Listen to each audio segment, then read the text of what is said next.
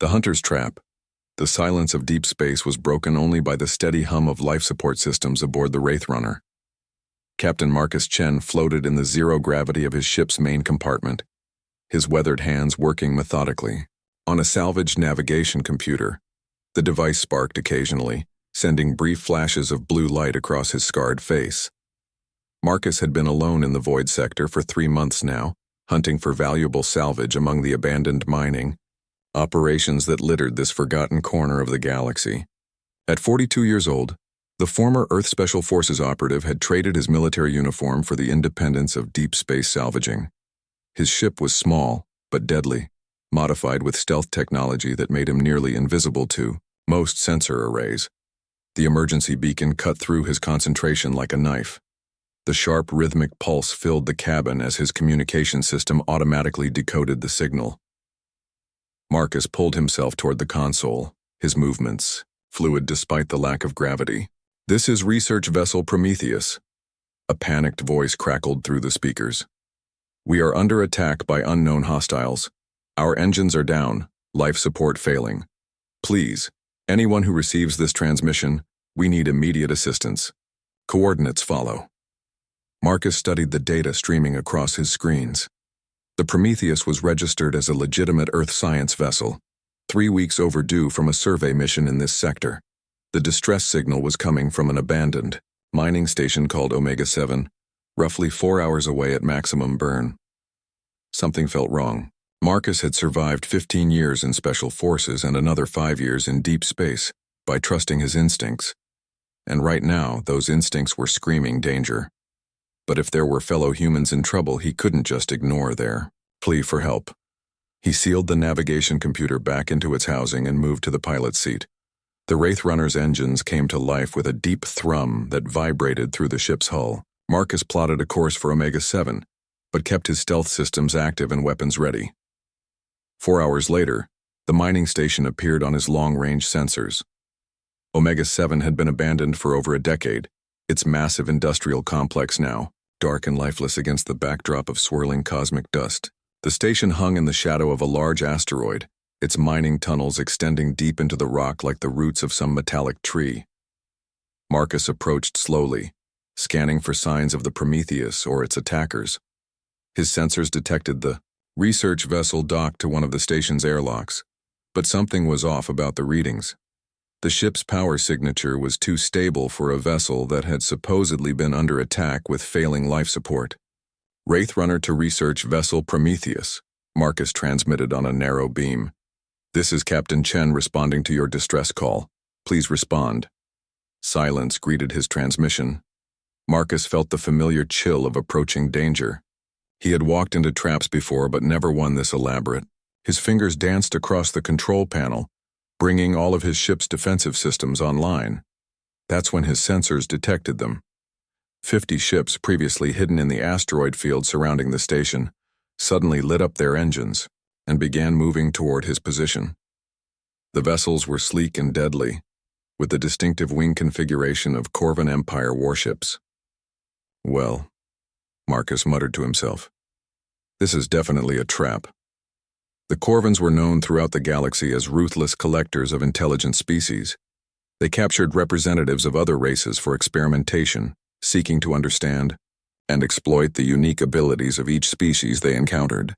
Humans were still relatively new to galactic society, having achieved faster-than-light travel only 60 years ago, and the Corvans had been trying to acquire live human specimens for study.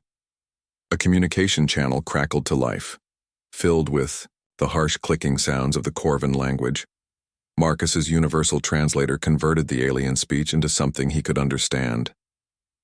"Human vessel, this is Fleet Commander Zex of the Corvan Empire. You will surrender immediately and prepare to be boarded. Resistance will result in your termination, and we require you alive for study. You have 30 seconds to comply." Marcus looked at the tactical display showing 50 enemy ships closing in on his position. By all logic, he should surrender. The Wraith Runner was fast and well armed for a salvage vessel, but it was still just one ship against an entire fleet. But Marcus Chen had never been one to follow logic when it conflicted with his principles. The Corvins wanted to study humans like laboratory animals, and he would rather die than give them that satisfaction. Besides, he had advantages they didn't know about. Corvin Fleet Commander, Marcus replied, his voice calm despite the impossible odds. This is Captain Marcus Chen of the Earth Independent Salvage Corps. I have a counter-proposal for you. Speak quickly, human. Our patience grows thin. Here's my offer, Marcus said, activating his ship's docking clamps as he maneuvered toward the mining station. You can all go back to whatever rock you crawled out from under, or you can learn why humans survived on a planet that spent 4 billion years trying to kill us. The Corvin fleet began to spread out, surrounding the mining station. Marcus could see weapon ports opening on the nearest ships as they prepared to disable his vessel. But he was already moving, using the station's structure to block their targeting sensors. Your bravado is amusing, human, Commander Zex transmitted. But you cannot hide forever. We have studied your species. You are clever for primitives, but you lack the technology to challenge the Corvin Empire. Marcus guided his ship into one of the station's maintenance bays and sealed the airlock behind him. The Wraith Runner's boarding ramp extended, and he quickly gathered his equipment. The mining station still had basic life support and artificial gravity, powered by a small fusion reactor deep in the asteroid. The thing about humans, Marcus said into his communicator as he stepped onto the station, is that we don't need better technology. We just need to be more creative with what we have. He moved quickly through the station's corridors, his military training taking over. Omega-7 was a massive complex, with kilometers of tunnels and hundreds of industrial facilities. If he was going to make a stand, this was the perfect place to do it. The first Corvin boarding shuttles were already approaching the station's docking ports. Marcus reached the central control room and began activating systems that had been dormant for years. Mining lasers designed to cut through solid rock, cargo manipulators capable of moving multi-ton asteroids, automated defense systems originally intended to protect the station from space debris. You want to study humans? Marcus spoke into the comm system, knowing the Corvins were monitoring all frequencies. Fine. Let me give you a practical demonstration of human ingenuity. The first lesson began when the lead boarding shuttle tried to dock. Marcus had reprogrammed the station's docking clamps to activate at maximum pressure. Instead of gently securing the shuttle, the clamps crushed its hull. Like an empty can, the shuttle's emergency systems triggered, sealing the breach. But the vessel was effectively trapped. The second shuttle approached more cautiously, but Marcus was ready for it. He activated a mining laser and swept it across the shuttle's approach path. The beam, designed to cut through solid granite, sliced the alien craft in half with surgical precision. Impossible, came Commander Zex's voice over the comm. How can one primitive defeat our advanced technology? Because, Marcus replied, watching through the station's external cameras as more Corvin ships moved into attack position. You're thinking like a Corvin, but right now you're fighting a human, and humans don't fight fair. The real battle was about to begin. Marcus had turned Omega-7 from an abandoned mining station into a fortress, and he intended to show the Corvin Empire exactly why underestimating humanity was a fatal mistake. 50 ships had come to capture one human. Before this was over, they would all regret that decision. The game of hunter and hunted was about to reverse, and Marcus Chen was ready to show these aliens what it truly meant to be human. The Ghost Protocol. The Corvin fleet regrouped after losing 2 shuttles, their formation tightening around the mining station. Commander Zex watched the tactical displays from his flagship, his 4 eyes studying the humans' defensive positions, with growing frustration. No single being should be able to hold off an entire fleet, especially not a member of such a primitive species. Inside Omega-7, Marcus Chen moved through the corridors like a ghost. The station's layout was burned into his memory now, every maintenance tunnel and service shaft mapped and ready to use. He had spent the last hour setting up what he called his welcome wagon for the Corvin ground forces. The mining station's industrial systems were originally designed for asteroid processing, but Marcus had found creative new applications for the equipment. Conveyor belts became troop movement corridors that could suddenly reverse direction or speed up without warning. Ore crushers were repositioned to guard key choke points. Even the simple cargo lifts had been modified with explosive surprises. Fleet Commander, one of Zex's subordinates, reported, "Our sensor scans show the human has modified the station's internal systems. He appears to be using industrial equipment as weapons." Zex's mandibles clicked in annoyance. Primitive improvisation. Send in the assault teams through multiple entry points. One human cannot defend an entire station. But Marcus wasn't trying to defend the entire station. He was channeling the Corvan forces exactly where he wanted them to go. The maintenance tunnels that honeycombed the asteroid were too narrow for the aliens' bulky combat armor, forcing them to use the main corridors where Marcus had prepared his surprises. The first assault team entered through Docking Bay 7. They moved in perfect formation, their energy weapons charged and ready. But as they reached the first intersection, Marcus triggered a mining charge he had placed in the ceiling. The explosion didn't kill them, but it brought down enough debris to separate the squad and damage their communication equipment. Lesson 1, Marcus broadcast over the station's intercom system. Humans have been using explosives for over 1,000 years. We're very good at it. The second team tried a different approach, using their energy weapons to blast through the station's hull and create their own entrance. Marcus had anticipated this and redirected the station's atmospheric recycling system to flood that section with industrial coolant. The Corvan soldiers found themselves moving through a freezing fog that interfered with their thermal imaging and made their weapons less effective. Lesson 2, Marcus continued. We adapt our environment to suit our needs. Right now, this entire station is my weapon. Commander Zex watched his assault teams struggle with growing alarm. The human wasn't just fighting them, he was turning their own advantages against them. The Corvans relied on superior technology and coordinated tactics, but those advantages meant nothing when the battlefield itself was actively hostile. "Sir," another officer reported, "the human has somehow gained control of the station's mining drones. They're attacking our perimeter ships." Marcus had indeed awakened the station's automated mining fleet. These drones were built for precision work in the vacuum of space, but they made excellent improvised fighters. Each one was equipped with industrial lasers and magnetic grapples, and they moved with a swarm intelligence that confused Corvan targeting systems. The drones didn't try to destroy the Corvan ships directly. Instead, they attached themselves to the vessel's hulls and began systematically disabling sensors, weapons, and communication arrays. It was death by 1,000 cuts executed with mechanical precision. "This is impossible," Zex hissed into his communicator. "How can one primitive control so many systems simultaneously?" The answer lay in Marcus's military background. Earth Special Forces had trained him to operate alone behind enemy lines, to turn any environment into a weapon, and to think like both predator and prey simultaneously. The Corvans had superior individual technology, but they had never faced an opponent who could orchestrate an entire facility as a single coordinated weapon. Marcus was now in the station's central command center, surrounded by displays showing every sector of the facility.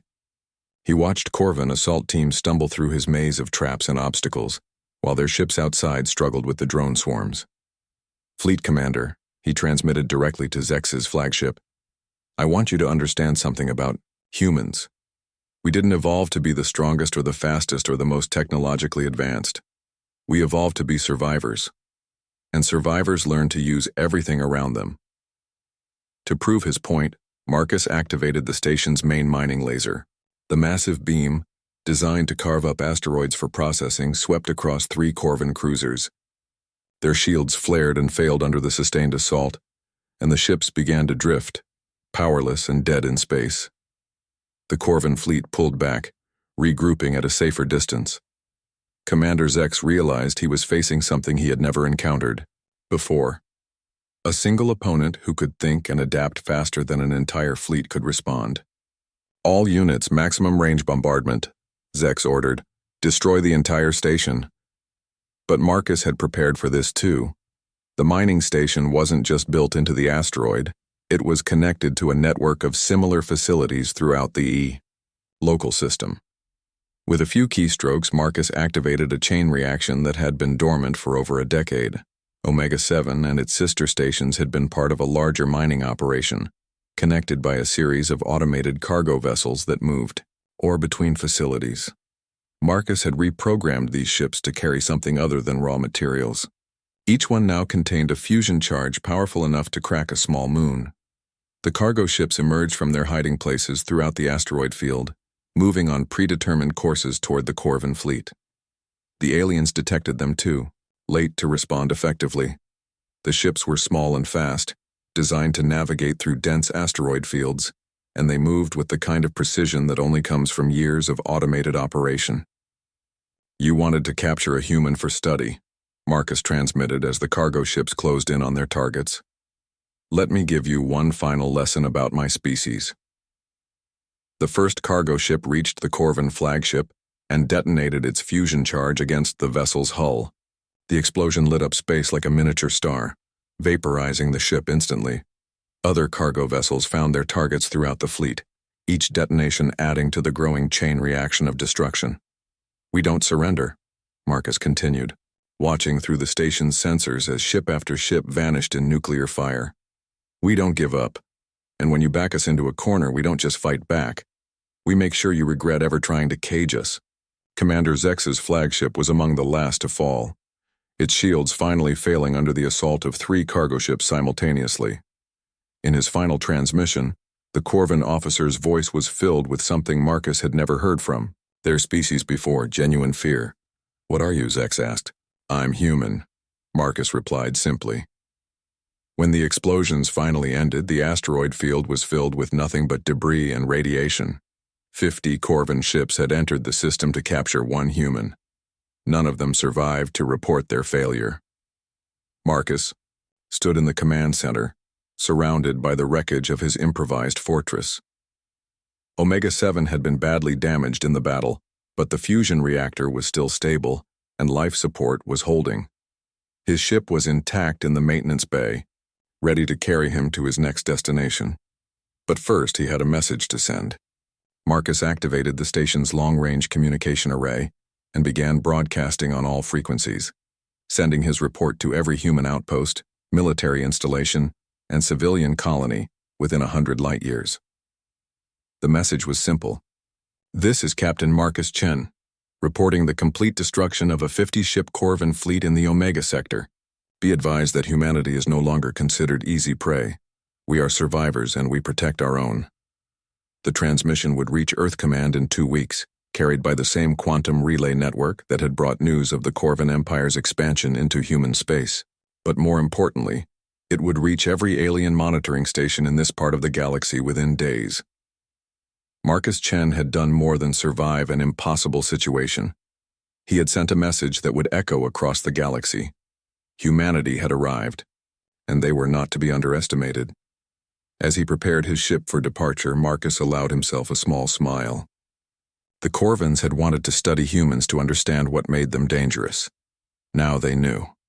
It wasn't their technology or their physical abilities that made humans formidable. It was their refusal to accept defeat, their ability to turn any situation to their advantage, and their absolute determination to survive no matter what the odds. The galaxy was about to learn that when you hunt humans, sometimes the human hunts you back.